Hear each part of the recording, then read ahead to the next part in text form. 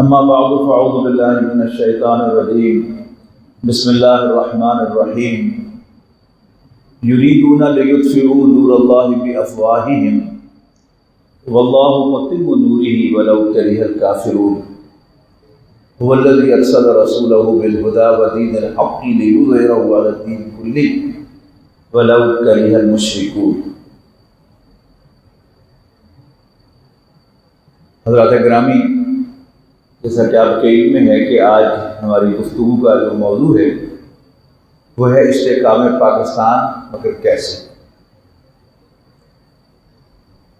ہندوستان میں اسلام اولاً محمد بن قاسم رحمۃ اللہ علیہ کے ذریعے سے آیا۔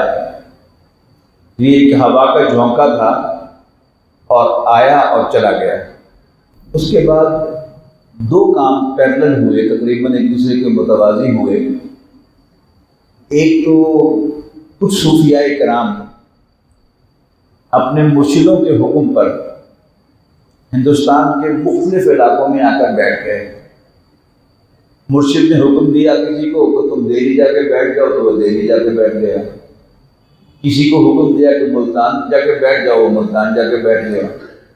کسی کو حکم دیا کہ لاہور جا کے بیٹھ جاؤ، وہ لاہور جا کے بیٹھ گیا۔ کسی کو حکم دیا کہ وہ پاک پٹن جا کے بیٹھ جائے، تو وہ پاک پٹن جا کے بیٹھ گیا۔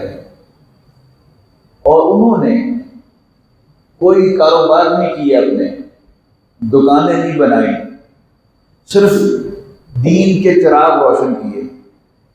اور اسی گوشت پوش کے ساتھ، جیسا گوشت پوش میرا اور آپ کا ہے، ان ہندو بنیوں کو یہ دکھایا کہ انسان مال و دولت کے بغیر بھی زندہ رہ سکتا ہے اور خوش رہ سکتا ہے۔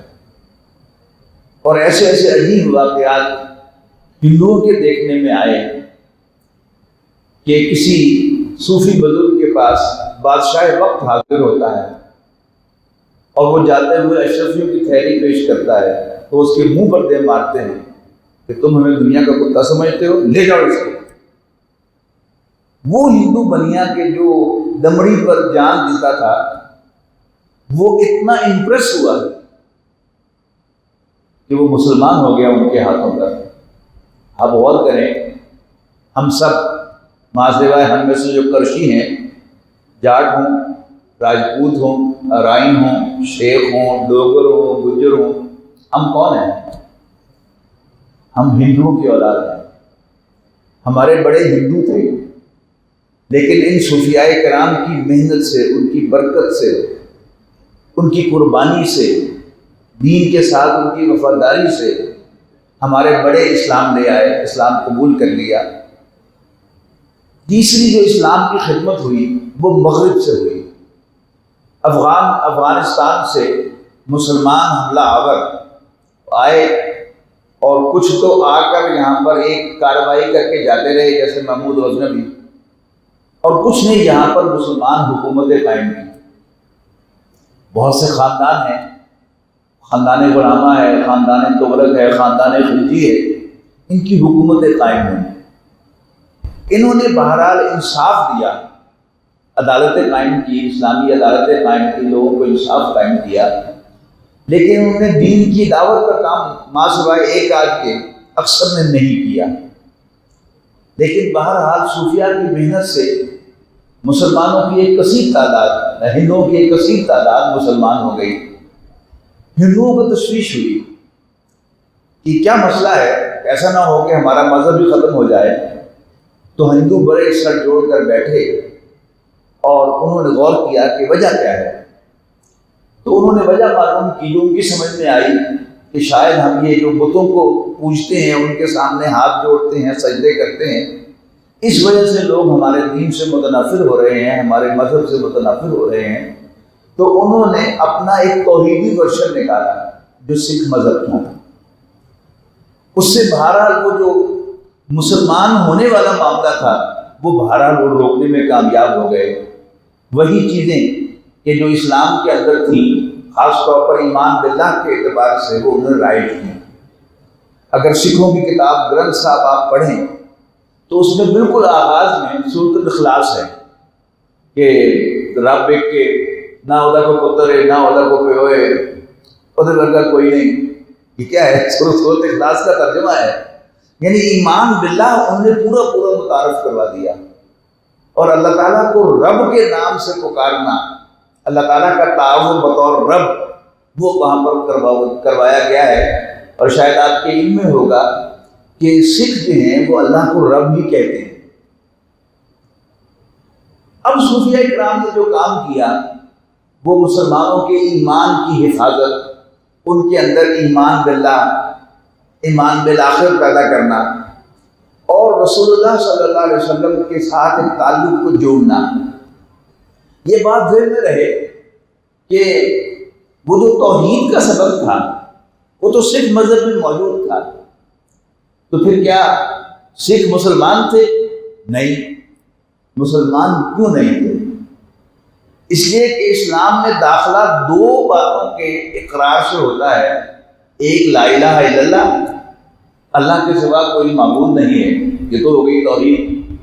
اور دوسرا محمد الرسول اللہ صلی اللہ علیہ وسلم، کہ حضرت محمد مصطفیٰ صلی اللہ علیہ وسلم اللہ کے رسول ہیں. اچھا، اس کے بعد یعنی مسلمانوں، ہندوؤں سے مسلمان بننے کا سلسلہ روک لیا انہوں نے. لیکن بہرحال اس کے باوجود مسلمان حکمرانوں نے یہاں پر 1000 سال حکومت کی. اور سب سے آخری خاندان جو ہندوستان پر حاکم ہوا وہ مغل خاندان تھا. تقریباً 300 سال سے زائد حکومت کی ہے مغلوں نے ہندوستان کے اوپر. سب سے پہلا بادشاہ بابر تھا، پھر اس کے بعد ہمایوں تھا. کچھ عرصے کے لیے 15 سال کے لیے شیر شاہ سوری کے خاندان نے اس سے حکومت چھینی، پہ واپس اس کے پاس آ گئی. اور ٹوٹل 300 سال سے زائد حکومت ہے. اور پھر ہمایوں کا بیٹا ہے جلال الدین محمد اکبر. وہ بہت ہی ینگ ایج میں بادشاہ بن گیا. اس کے سارے مشیر جو تھے وہ ہندو تھے. انہوں نے متوجہ کیا کہ آپ کی اکثریت، آپ کی رعایا کی اکثریت کیونکہ ہندو ہے، تو لہٰذا یہ آپ کے لیے کوئی مسئلہ پیش کر سکتی ہے، مسئلہ پیدا کر سکتی ہے. لہٰذا ان کا پھر کیا کیا جائے؟ اس نے کہا کہ دین کی، آپ کے دین کی وہ تعلیمات جو باقی مذاہب کے ساتھ مشترک ہیں آپ انہیں پروموٹ کریں، انہیں رواج دیں، اور جو اختلافی چیزیں ہیں وہ نکال دیں. لہذا ایک نیا دین بنایا گیا جس کا نام تھا دین الہی، میرے خدا کا دین. مسلمان سمجھے کہ میرا دین ہے، ہندو سمجھے کہ میرا دین ہے، سکھ سمجھے کہ میرا دین ہے، عیسائی سمجھے میرا دین ہے، یہودی اگر کہیں ہو تو وہ سمجھے میرا دین ہے، پارسی سمجھے میرا دین ہے. دین الہی، میرے خدا کا دین. اور اس میں باقاعدہ کچھ چیزوں کو پروموٹ کیا گیا، جن میں سے ایک مثال آپ کو دیتا ہوں کہ اسلام میں رواداری ہے. اور نبی اکرم صلی اللہ علیہ وسلم نے فرمایا ہے کہ خدا کی قسم وہ مومن نہیں، خدا کی قسم وہ مومن نہیں، خدا کی قسم وہ مومن نہیں. صحابہ نے پوچھا کہ اللہ کے رسول کون؟ تو اللہ کے رسول صلی اللہ علیہ وسلم نے فرمایا کہ جس کا پڑوسی اس کی ایذا سے، اس کی ایذا رسانی سے محفوظ نہیں. لہذا اگر آپ کا پڑوسی آپ کے گوشت کھانے سے اذیت میں مبتلا ہوتا ہے تو آپ گوشت نہ کھائیں، کون سا فرض ہے؟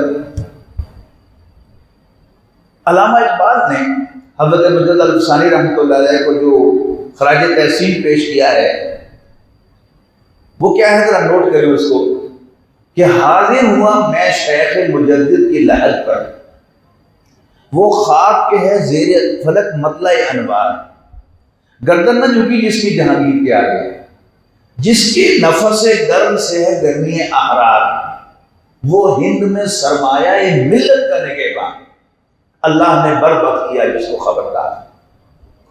وہ سرمایہ ملت کیا تھا؟ وہ ایمان بالرسالت تھا.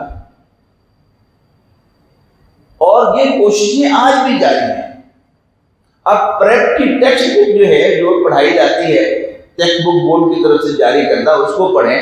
اب شاید انہوں نے کوئی تبدیلی کر دی ہو، لیکن میرا نواسا پریپ میں تھا اور اس کی نانی میری بیوی اس کو وائبے کی تیاری کرا رہی تھی سالانہ امتحان کی.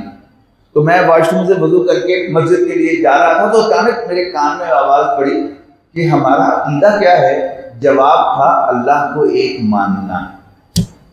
دیکھیں کتنی صفائی سے رسول اللہ صلی اللہ علیہ وسلم کو بیچ میں سے نکال دیا گیا۔ اگر میں آپ سے سوال کرتا یہ بات کہنے سے پہلے کہ اسلام کو ایک لفظ میں بیان کرو، تو شاید آپ سب کے سب کہتے کہ اسلام دین توحید ہے۔ بلا شبہ اسلام میں توحید ہے، لیکن اسلام دین توحید نہیں، دین توحید اور دین رسالت دونوں کا مجموعہ ہے۔ جب تک کوئی شخص جتنا مرضی مواہب ہو، جب تک وہ واضح الفاظ میں نبی اکرم صلی اللہ علیہ وسلم کو اللہ کا رسول اور آپ کی لائی ہوئی تعلیمات کو حرف آخر نہیں مانتا، اس وقت تک وہ دائرہ اسلام میں داخل نہیں ہوتا۔ 9/11 کے بعد جو چیزیں بڑی تیزی کے ساتھ دنیا میں رائج ہوئی ہیں وہ آپ نے محسوس نہ کی ہوں، لیکن بہرحال اگر آپ غور سے ان کو دیکھیں گے تو ان سب کا حاصل کیا ہے؟ نبی اکرم صلی اللہ علیہ وسلم پر ایمان ہم سے چھیننا۔ یہ جو 2003 میں سوات کے اندر گلے کاٹنے کے واقعات ہوئے، ایسے ہوئے تھے، پتہ نہیں ہوئے بھی تھے کہ نہیں، لیکن بہرحال میڈیا میں آئے کہ ہوئے ہیں، کروائے گئے تھے، اگر ہوئے بھی تھے تو کروائے گئے تھے، اور پھر اس پر تبصرے ہوئے تھے ٹی وی پر، ریڈیو پر، اخبارات میں کہ یہ درندگی ہے، یہ سفاکی ہے۔ مطلب کیا تھا کہ مسلمانوں کو پہلے یہ باور کروایا جائے کہ یہ درندگی ہے، اس کا اسلام سے کوئی تعلق نہیں۔ مولوی کو بھی بلا کر ٹی وی پر اس سے بھی زبان سے بھی کہلوایا کہ اس کا اسلام سے کوئی تعلق نہیں، تاکہ اس کے بعد جب انہیں بتایا جائے کہ مدینے میں وہ 1400 سال پہلے محمد نے صلی اللہ علیہ وسلم، یعنی نبی اکرم صلی اللہ علیہ وسلم نے بنو قریظہ کے 600-700 افراد کے گلے کٹائے تھے، گلے کاٹے تھے، اور اس سے ان کے دل میں حضور صلی اللہ علیہ وسلم کے بارے میں کچھ کم سے کم لفظ استعمال کروں تو تحفظ آ جائے کہ یہ کیا کیا تم۔ ایمان کا تقاضا یاد رکھیے گا، وہ حضرت ابوبکر بتاتے ہیں ہمیں کہ ایمان کا تقاضا کیا ہے۔ جب نبی اکرم صلی اللہ علیہ وسلم کو معراج نصیب ہوئی اور آپ نے اگلی صبح جا کر حرم میں اس کا تذکرہ کیا تو کافر بہت ہنسے۔ تو دیکھو ہم تو پہلے ہی کہتے تھے کہ اس شخص کا دماغ خراب ہو گیا ہے، معاذ اللہ، تو دیکھیں کیسی عجیب عجیب باتیں کر رہا ہے۔ تو ابو جہل بھاگا ہوا حضرت ابوبکر کے پاس گیا اور ان سے کہنے لگا کہ اگر کوئی شخص یہ کہے کہ میں راتوں رات فلسطین گیا ہوں اور 7 آسمان کی سیر کر کے آیا ہوں تو یہ مان لو گے؟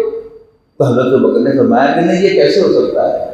تو ابو جہل سمجھا کہ اس کا تیر نشانے پہ لگ گیا، تو کہنے لگا پھر تمہارا دوست تو کہہ رہا ہے۔ تو حضرت ابوبکر نے سوال کیا کہ یہ بات محمد نے کہی ہے صلی اللہ علیہ وسلم؟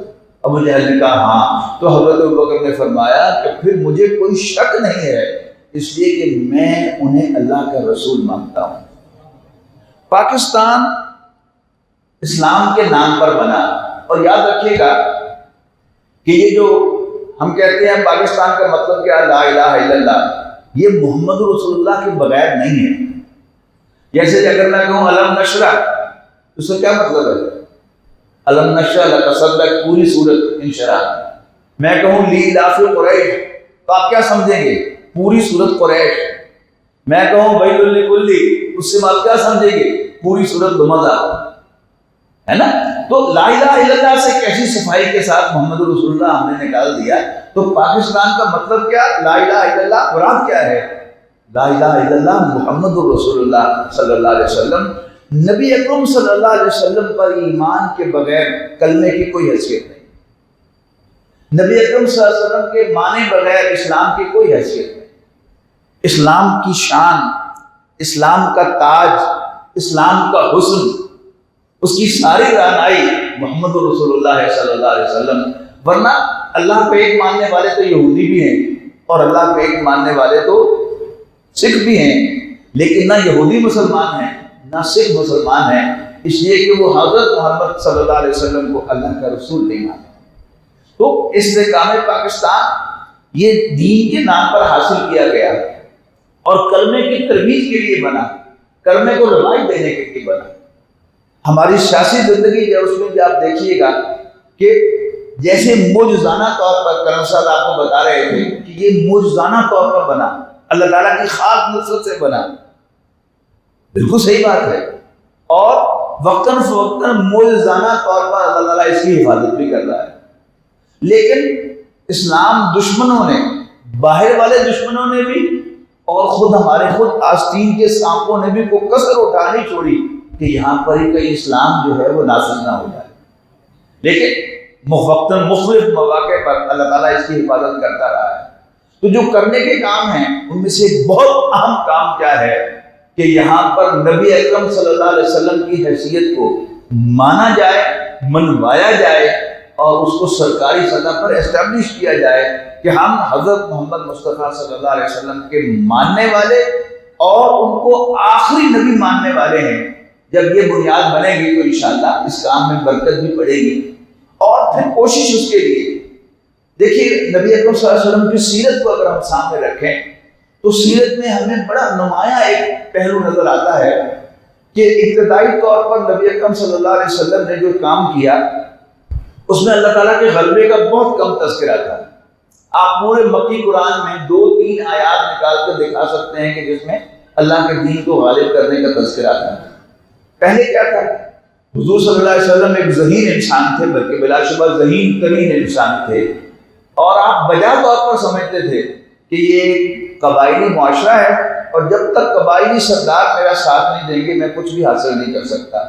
لیکن قرآن مجید گواہ ہے کہ جب بھی نبی اکرم صلی اللہ علیہ وسلم کو خیال آنے لگتا تھا کہ ذرا سرداروں کو گھاس ڈالی جائے تو فوراً قرآن مجید میں اس سے منع کر دیا جاتا تھا کہ نہیں، ہم نے جو فقیر آپ کو دیے ہیں، جو غرباء مساکین آپ کی جھولی میں ڈالے ہیں، انہی پر اکتفا کیجیے۔ وَاصْبِرْ نَفْسَكَ مَعَ الَّذِينَ يَدْعُونَ رَبَّهُمْ بِالْغَدَاةِ وَالْعَشِيِّ، کہ اکتفا کیجیے، کنٹینٹ رہیے انہی بندوں پر، اپنے انہی ساتھیوں پر جو ہم نے آپ کی جھولی میں ڈالے ہیں، جو صبح و شام اللہ کو یاد کرتے ہیں اور اسی کو راضی کرنا چاہتے ہیں۔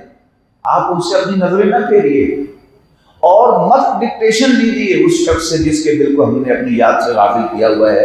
یہ کردار تھا ولید بن مغیرہ، جو نبی اکرم صلی اللہ علیہ وسلم کو بغیر فیس کے مشورے دیتا رہتا تھا کہ جی میں تو چاہتا ہوں کہ ذرا آپ اور قریش کے درمیان صلح ہو جائے، لیکن یہ جو آپ کی ریجیڈیٹی ہے یہ کچھ کرنے نہیں دیتی، تھوڑے سے آپ نرم پڑ جائیں تو یہ بھی نرم پڑ جائیں گے۔ منع کیا اللہ کے رسول صلی اللہ علیہ وسلم کو اللہ تعالیٰ نے بڑے واضح الفاظ میں، اس کی بات ہرگز نہ سنی، حق بات کرتے رہے اور ایک ہی بار نہ کری، فذکر بالقرآن من یخاف وعید، کہ جو بھی میری ڈانٹ سے ڈرتا ہے آپ اس کو قرآن مجید کے ذریعے سے نصیحت کرتے ہیں۔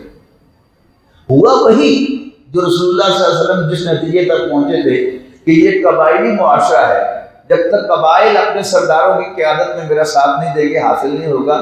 لیکن اللہ تعالیٰ نے حضور صلی اللہ علیہ وسلم کی جھولی میں ڈالنے کے لیے وہ سردار 300 میل دور مدینے میں تیار کیے تھے، اوس اور خزرج کے سردار جنہوں نے رسول اللہ صلی اللہ علیہ وسلم کو اللہ کا رسول مانا اور وہاں آنے کی دعوت دی، اور وہاں جو ہی آپ پہنچے تو پھر نبی اکرم صلی اللہ علیہ وسلم نے کوئی نئے سرے سے دعوت کا آغاز نہیں کیا کہ ایک نئی آبادی پاس آ گئی، یہودی بھی آ گئے، نئے قبائل کی تو ان کے اندر دعوت دی جائے۔ تو صاف نظر آتا ہے کہ پھر نبی اکرم صلی اللہ علیہ وسلم نے مدینہ منورہ سے میں بیٹھے ہوئے مکہ مکرمہ کو ٹارگٹ کیا ہے، اور وہاں پر آپ نے اللہ کے دین کے غلبے کے لیے جدوجہد کی ہے، اور پھر 8 سالوں کے اندر یعنی سن 8 ہجری رمضان میں ربیع الاول کے 7.5 سال ہوئے نا، کہ 1 ہجری ربیع الاول میں نبی اکرم صلی اللہ علیہ وسلم مدینہ منورہ تشریف لائے ہیں، اور رمضان سن 8 ہجری میں مکہ فتح ہو گیا ہے۔ کل 7.5 سالوں کے اندر یہ کیا ہے؟ یہ وہ ٹارگیٹڈ جو اسٹرگل ہے نبی اکرم صلی اللہ علیہ وسلم کی، جس کے نتیجے میں اللہ تعالیٰ کی تائید و نصرت سے یہ کامیاب ہو گیا۔ اب حال ہی میں جو ہمارے پڑوس میں انڈیا میں جو ڈیولپمنٹ ہوئی ہے، اب بظاہر ایسا نظر آ رہا ہے کہ یہ شاید اب اینڈ ہے، لیکن انشاءاللہ یعنی محترم ڈاکٹر زہرا احمد صاحب بانی تنظیم اسلامی، ان کے آپ خطابات سنیں، نیٹ پر دیکھیں، تو انہوں نے کہا تھا کہ الٹیمیٹلی کیا ہوگا کہ امریکہ جو ہے وہ ثالث بنے گا اور ثالث بن کر وہ کہے گا کہ تم بھی جاؤ، میں یہاں پر آ کر بیٹھتا ہوں۔ لیکن ادھر خان صاحب نے وہاں پر ان سے ثالثی کا کہا صدر امریکہ سے، اور ادھر یہ حماقت کر دی انڈیا نے، تو اب اس کے امکانات جو وہ ختم ہو گئے۔ اب اللہ تعالیٰ کیا نیا راستہ نکالے گا؟ اس کو سارے راستے آتے ہیں، اس کو مجھ سے آ کر پوچھنے کی ضرورت نہیں، آپ سے آ کر پوچھنے کی ضرورت نہیں، کسی سے مشورہ کرنے کی ضرورت نہیں۔ اللہ تعالیٰ اپنے کاموں کو خود جانتا ہے، کیا کرنا ہے یہ بھی جانتا ہے، کیسے کرنا ہے یہ بھی جانتا ہے۔ لیکن اصل بات کو سمجھنے کی ہے وہ کیا ہے کہ ابھی میں نے تذکرہ کیا حضرت مجدد رحمۃ اللہ علیہ کا، ایک بہت بڑی شخصیت ہندوستان میں گزری ہے، شاہ ولی اللہ رحمۃ اللہ علیہ۔ ان کی پیشین گوئیاں ہیں کہ ایک وقت آئے گا کہ اونچی ذات کا ہندو ہندوستان میں کثیر تعداد میں مسلمان ہوگا۔ یہ کام شروع ہوا ذاکر نائک صاحب کے ذریعے سے، ان کی بھی سٹیزن شپ کینسل کی انڈیا نے، ان کو نکالا، جو سب کچھ ہوا۔ اللہ تعالیٰ کے اپنے بندوبست ہیں، کیا ہوگا کیسے ہوگا وی ڈونٹ نو۔ اصل ذمہ داری میری اور آپ کی ہے کہ میری ذمہ داری کیا ہے، اس لیے کہ مرنا میں نے بھی ہے، آپ سب نے بھی ہے۔ ہم اللہ تعالیٰ کو منہ دکھا سکتے ہیں کہ تو نے پاکستان کی شکل میں ہمیں جو نعمت عطا کی تھی، اس کی حفاظت کے لیے ہم نے کیا کیا؟ کبھی فارغ بیٹھ کر گھنٹے ہی گن لیجیے کہ ہم سب نے اپنی دنیاوی زندگی کے لیے، کاروبار چمکانے کے لیے، جاب میں آگے بڑھنے کے لیے ہم نے کتنے گھنٹے لگائے ہیں، اور اس دین کے لیے ہم نے، دین کو سیکھنے کے لیے یا اس دین کو آگے پھیلانے کے لیے یا واعظ و نصیحت کے لیے کتنے گھنٹے نکالے۔ ہمیں تو اپنی اولاد کو واعظ و نصیحت کے لیے ہمارے پاس وقت نہیں ہے۔ بہت دکھ بات کی کسی گھر سے باہر نکل کر دعوت دینا تو دور کی بات ہے۔ تو یہ وہ ہے جو ہم نے اپنے دین کے لیے دیا ہے۔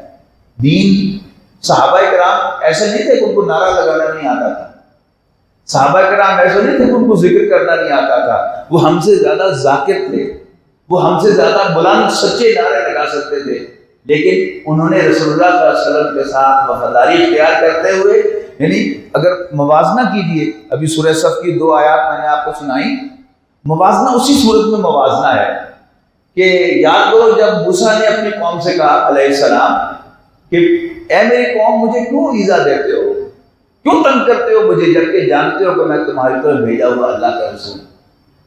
لیکن جب نبی اکرم صلی اللہ علیہ وسلم نے صحابہ کرام سے مشورہ کیا کہ ایک قافلہ آ رہا ہے شام سے واپس اور 1000 کا لشکر آ رہا ہے، بتاؤ کدھر جائیں؟ اللہ تعالیٰ کی طرف سے خوشخبری ہے کہ تمہیں فتح ملے گی۔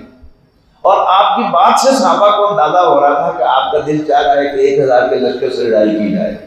تو حضرت مقداد رضی اللہ تعالیٰ عنہ نے وہاں پر جو خطاب کیا ہے وہ شاید تاریخ میں واحد خطاب ہوگا، اس جیسا خطاب آج تک نہیں ہوا اس زمین پر، کہ اللہ کے رسول ہمیں اصحاب موسیٰ پر قیاس نہ کیجیے، جنہوں نے اپنے پیغمبر سے کہہ دیا تھا کہ اذهب انت وربک فقاتلا انا ہاہنا قاعدون، موسیٰ اپنے رب کو لے کر آپ جائیے، جا کے لڑیے، ہم جا رہے ہیں، ہم آپ کے ساتھی ہیں، آپ حکم کریں ہمیں، کیا چاہتے کیا ہیں آپ، ہم آپ کے ساتھ۔